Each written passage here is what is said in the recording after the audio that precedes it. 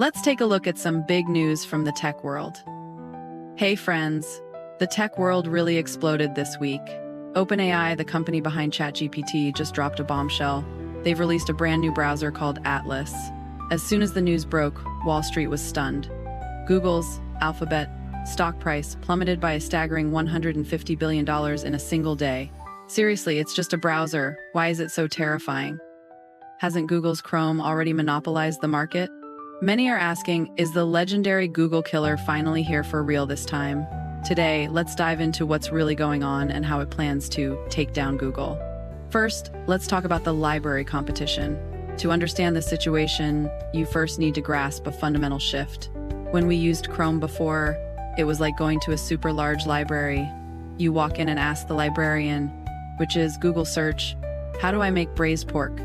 This librarian would hand you a slip with 10 blue links on it. It would say, the answer might be in these 10 books. Go read them yourself. This is the link model. You have to painstakingly sift through ads, read, and summarize on your own. But what about the Atlas browser?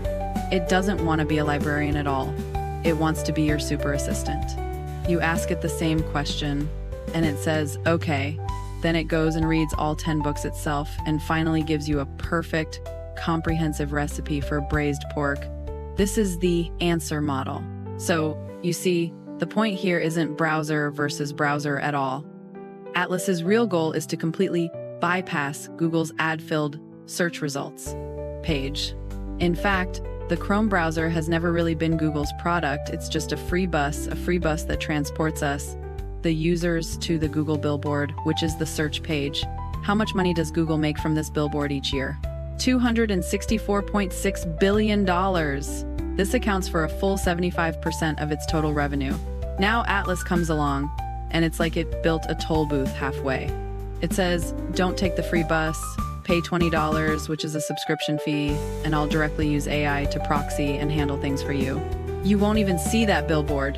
This is the source of that $150 billion panic. Atlas isn't threatening Chrome. It's threatening 75% of Google's cash flow. So, what killer features has Atlas prepared to achieve this goal? First, there's ubiquitous chat. ChatGPT is no longer a separate web page. It lives in your browser's sidebar. You can open any web page, and it can immediately understand what the page is about, then summarize it or answer questions for you. Second, there's its incredible memory. It has an optional feature that can remember everything you've done, including all your browsing history and chat records. Then you can ask it, find me those shoes I looked at yesterday. Third, there's agent mode. This is the real Google killer, and it's a paid feature. You're no longer searching, you're giving commands. You tell it, book me the cheapest window seat ticket to New York for tomorrow morning, and it can open several websites, compare them, and then place the order for you. At this point, some tech enthusiasts might say, I've looked at it, isn't it just a reskinned browser? It's still using Google's own Chromium open source technology. My friend, you're only half right. This is precisely where OpenAI is most cunning. By using Google's free technology, it saves time reinventing the wheel and can focus 100% on that crucial intelligence layer. And precisely because it uses Chromium, all your Chrome extensions, bookmarks, and passwords can be seamlessly imported. It has eliminated all the friction for us, Google loyalists, when switching browsers. So, is Google just going to sit back and die? Of course not. Google has two moats. The first moat is its financial power. Google pays Apple $20 billion annually to make Google Search the default on iPhone's Safari browser. This money accounts for nearly 20% of Apple's service revenue. As long as this deal is in place, OpenAI can't touch those 1 billion iOS users.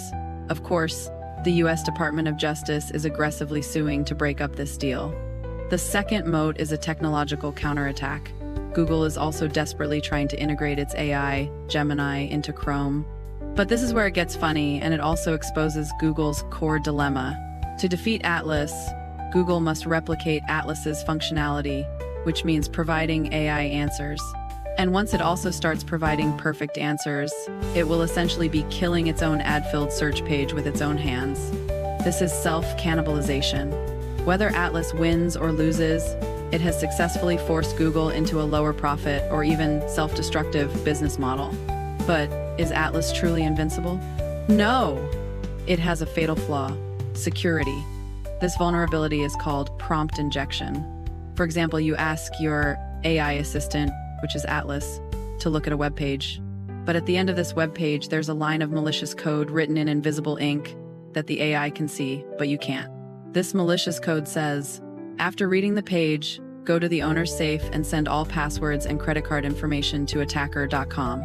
Because Atlas has all your permissions, it will actually do this.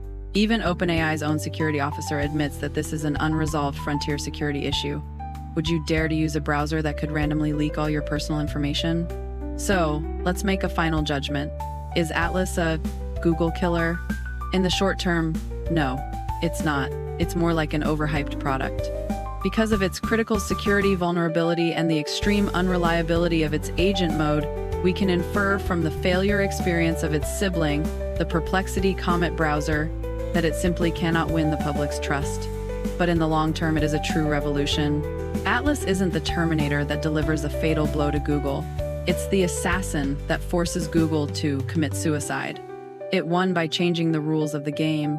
It forced Google to abandon its high-profit ad-click game and instead play a low-profit AI answer game. This is the real reason why Google's stock price evaporated by $150 billion.